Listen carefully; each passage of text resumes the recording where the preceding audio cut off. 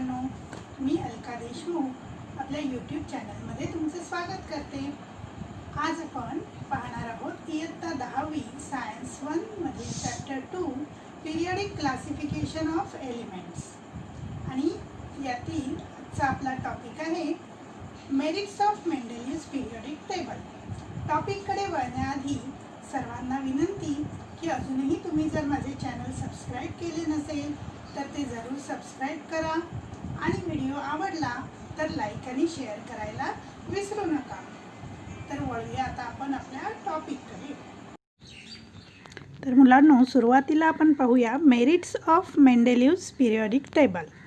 Merits म्हणजे गुणविशेष, मेंडेलिव्हच्या periodic टेबलचे गुण। आता आपण पाहिलेलं होतं की मेंडेलिव्हने हा जो पिरियडिक टेबल बनवला तर तो बनवत असताना त्याने जो पिरियडिक लॉ मांडलेला होता, काय होता तो लॉ? तर हा लॉ काय होता? Properties of elements are periodic function of their atomic masses. म्हणजे एलिमेंट्सच्या प्रॉपर्टीज ह्या त्यांच्या ॲटॉमिक मासेसच्या पिरियडिक फंक्शन आहेत। म्हणजे एलिमेंट्सच्या प्रॉपर्टीज हे त्याच्या ॲटॉमिक मासवरून ठरतात आणि म्हणून मग आपण बघितलं होतं की मेंडेलिव्हने हा अशा प्रकारे टेबल तयार केलेला होता। त्यावेळेसचे जे सगळे नोन एलिमेंट्स होते त्या एलिमेंट्सवरती त्याने हा लॉ ॲप्लाय केलेला होता। म्हणजे while applying this law to all the elements, Mendeleev arrange the elements with the thought that the information available till then was not final but it could change। या periodic टेबलवरून आपल्याला दिसतं की काही ठिकाणी त्याने वॅकंट स्पेसेस वगैरे ठेवलेले आहेत। म्हणजेच त्याच्यावरून आपल्याला काय कळतं आहे की त्याच्या हे डोक्यात होतं की काही हा आपला जो टेबल आहे हा काही फायनल नसणार आहे, कारण सायन्स हे कसं असतं तर प्रोग्रेसिव्ह आहे। म्हणजे सतत त्याच्यामध्ये सायन्समध्ये प्रोग्रेस होत असतो। प्रत्येकाचं काही आधीच्या ज्या शोध लावलेले असतील त्याच्यावर पुन्हा संशोधन होतं, पुन्हा त्याच्यामध्ये काही त्रुटी असतील तर त्या सुधारून नवीन त्याच्यामध्ये संशोधन केलं जातं। मग हे मेंडेलिव्हला माहिती असल्यामुळे आपल्याला त्याच्या टेबलवरून हे लक्षात येतं की त्याने हा जो टेबल आहे तो काही फायनल नसणार हे त्याच्या लक्षात होतं। आणि मग त्याच्यावरून आपल्याला काय काय गुण विशेष दिसून येतात मेंडेलिव्हच्या पिरियडिक टेबलमध्ये ते आता आपण पाहूया। तर पहिला गुणविशेष आहे atomic masses of some elements were revise so as to give them proper place in accordance with their properties. काही एलिमेंट्स जे होते त्यांचे ॲटॉमिक मास हे रिवाईज केले, त्याने रिवाईज केले म्हणजे त्याच्यामध्ये सुधारणा केली। जे सुरुवातीचे ॲटॉमिक मास होता तो चेंज केला, कारण त्याच्या पिरियडिक टेबलमध्ये त्या विशिष्ट ठिकाणी ठेवल्यावरती त्याच्या ॲटॉमिक मासवरून त्याची प्रॉपर्टी कळते। त्याच्या आपण टेबलमध्ये बघितलं कोणता लॉ वापरलेला आहे तर properties of elements are the periodic function of their atomic masses आपण बघितलं। म्हणजेच काय तर ॲटॉमिक मासेस महत्त्वाचे आहेत, म्हणून त्याने काय केलं, काही एलिमेंट्सच्या ॲटॉमिक मासमध्ये सुधारणा केलेली आहे, रिवाईज केलेले आहेत ते। त्याचं एक्झाम्पल आपल्याला घेता येईल की for example atomic mass of beryllium was change from 14.09 to correct value 9.4। बघितलं तर बेरिलियम, इथे ह्या बेरिलियमचा ॲटॉमिक मास किती आहे 9.4 दाखवलेला आहे तो, परंतु आधी तो किती होता तर 14 होता तो।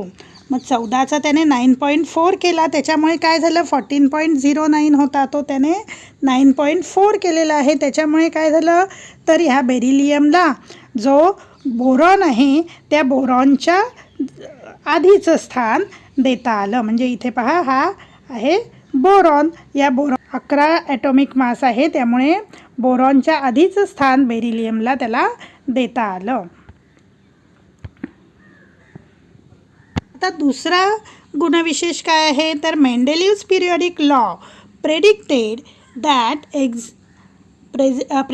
the existence that had not been discovered at that time, so he kept vacant places in his periodic table.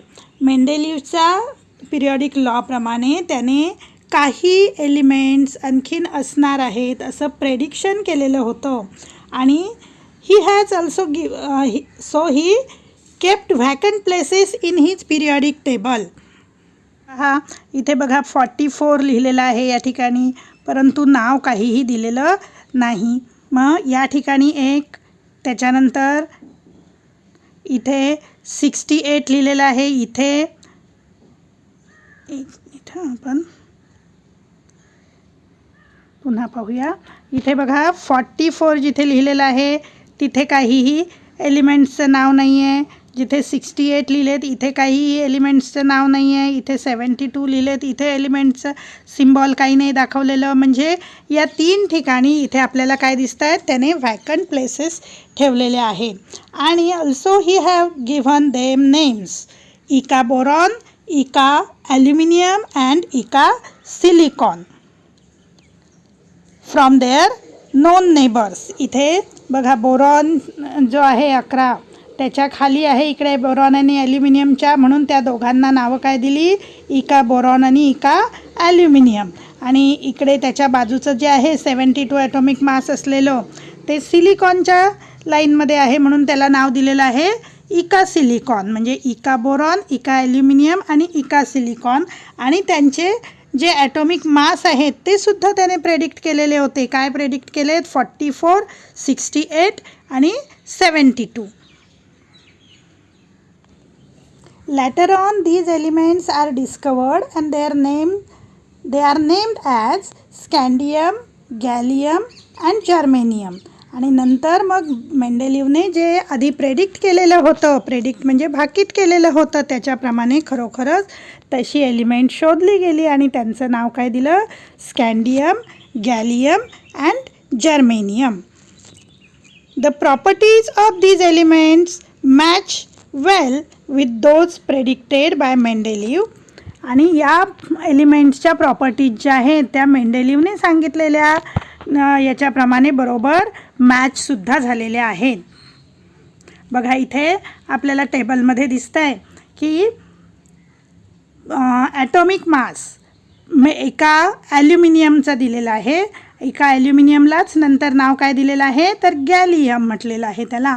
मग ॲटॉमिक मास 68 होता, तो म्हणजे मेंडेलिव्हने प्रेडिक्ट केलेला 68 होता, तर खरोखर गॅलियमचा नंतर डिस्कवर झाल्यानंतर 69.7 म्हणजे नियर अबाउट आहे, त्याच्या जवळपास आहे. त्यानंतर डेन्सिटी मेंडेलिव्हने 5.9 असेल असं सांगितलं होतं, तर खरोखर डेन्सिटी 5.94 दिसते आपल्याला. मेल्टिंग पॉईंट लो असेल असं सांगितलं होतं मेंडेलिव्हने, तर गॅलियमचं डेन्सिटी जी आहे ती 30.2 म्हणजे लोच आहे. त्यानंतर मेंडेलिव्हने सांगितलं होतं की हे जे एलिमेंट आहे त्याचं क्लोराईडचा फॉर्म्युला हा ECl3 असा असेल. ECl3 घेतला आहे कारण त्याने त्याला नाव एका ॲल्युमिनियम असं दिलेलं होतं म्हणून ई घेतलेलं आहे. मग ॲक्च्युली ते गॅलियम डिस्कवर झाल्यानंतर त्याचा फॉर्म्युला GaCl3 म्हणजे मेंडेलिव्हने सांगितल्याप्रमाणेच झालेला आहे. ऑक्साईडचा फॉर्म्युला पण बघा सेम आहे, E2O3 आहे इकडे आणि इथे Ca2O3 आहे, म्हणजेच Ga2O3 आहे, म्हणजे सेम फॉर्म्युलासुद्धा डिस्कवर झालेला आहे. त्यानंतर त्याचं नेचर जे आहे ते सुद्धा ऑक्साईडचं नेचर आहे ते ॲम्फोटेरिक आहे, तर इथे सुद्धा तसंच नेचर डिस्कवर झालेलं आहे. म्हणजे मेंडेलिव्हचं जे प्रेडिक्शन्स होतं ते अगदी करेक्ट ठरलेलं आहे. त्यानंतर पुढचं मेरिट आपल्याला काय पाहता येईल तर there was no place reserved for noble gases in Mendeleev's original periodic table. However when noble gases such as helium, neon, argon were discovered towards the end of the 19th century, Mendeleev created the zero group. पहा, helium, neon, अर्गॉन हे काय आहेत, Nobel gases आहेत, निष्क्रिय वायुमूलद्रव्ये आहेत. कशाला म्हणतो आपण निष्क्रिय वायुमूलद्रव्ये, तर ज्यांचं जे आउटरमोस्ट शेल आहे त्याच्यामध्ये द्विक किंवा अष्टक हे पूर्ण झालेले असेल, म्हणजे फर्स्ट जो आहे हेलियम त्याच्यामध्ये फक्त आउटरमोस्ट शेलमध्ये 2 इलेक्ट्रॉन्स असतात, म्हणजे त्याचे फर्स्ट के शेलमध्ये त्याची कॅपॅसिटी कंप्लीट झालेली असते. आणि बाकीचे जे एलिमेंट्स आहेत निऑन, आर्गॉन, क्रिप्टॉन, त्या सगळ्या नोबल गॅसेसमध्ये 8 इलेक्ट्रॉन्स आउटरमोस्ट शेलमध्ये असतात. म्हणून म्हणजेच त्यांचं रिॲक्शनमध्ये ते पार्टिसिपेट होत नाहीत आणि म्हणून त्यांना आपण नोबल गॅसेस म्हणतो किंवा त्यांना झिरो ग्रुप असं त्याने वेगळं स्थान दिलेलं आहे. म्हणजे Mendeleev created the zero group without disturbing the original periodic table in which the noble gases were fitted very well. म्हणजे बघा असा त्याने पिरियॉडिक टेबल बनवला होता की जे नंतरसुद्धा एलिमेंट डिस्कवर्ड झाले त्यांना त्याच्या पिरियॉडिक टेबलला धक्का न लागू देता स्थान देता आलं.